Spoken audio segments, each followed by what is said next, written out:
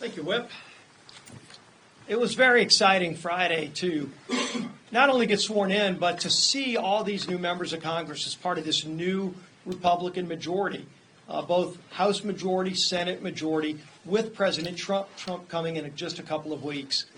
We have over 30 new Republicans that are a part of this majority, and their enthusiasm is contagious. They came to do big things, and we have big things planned. And I'll talk about a couple of those things, but we started by doing something that maybe some of you were a little disappointed in. We actually only took one ballot to elect Mike Johnson as our speaker, and I think that showed you just how focused this new majority is on doing our work. We have a lot to do. We did not have time last week to go multiple rounds and try to have a lot of internal fights.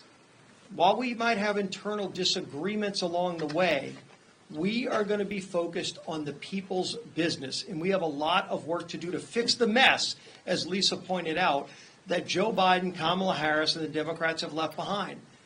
Just look what Joe Biden did a couple of days ago. Puts out another executive order to make it harder to produce American energy. Another kick to the gut of hardworking families. Those people in the middle class, he talks about the middle class, he talks about hardworking people. And yet he passes policy after policy to kick them in the gut and raise costs on them. Those actions on energy, anti-American energy policies, will raise costs even higher on those families who can't afford it. The good news for those families is help is on the way. We are starting the budget reconciliation process. We are already working with committee chairs. We've been doing this for months, but now we're doing it in a very direct way. We've worked with President Trump to make it clear that in February we're going to get our budget on the floor. The committees will be working by March to actually get the policies in place to not only secure the border, to get good energy policy in place, to reverse a lot of these radical regulations that are crushing families across America, but to just get Washington to have some common sense again, as President Trump has talked about, and then to move that through the House by April. By Easter. It's an ambitious agenda, but it's an agenda that all of us signed up for. We're starting today with the Lake and Riley Act, the bill we passed last Congress, but Chuck Schumer made it clear he was not going to allow through his far-left radical Senate.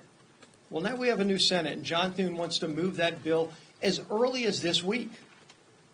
So that is good news to people like Addison. Real people like Addison who have real stories, where Washington had left them behind and didn't care about their problems. The good news for them is there's a new light in Washington.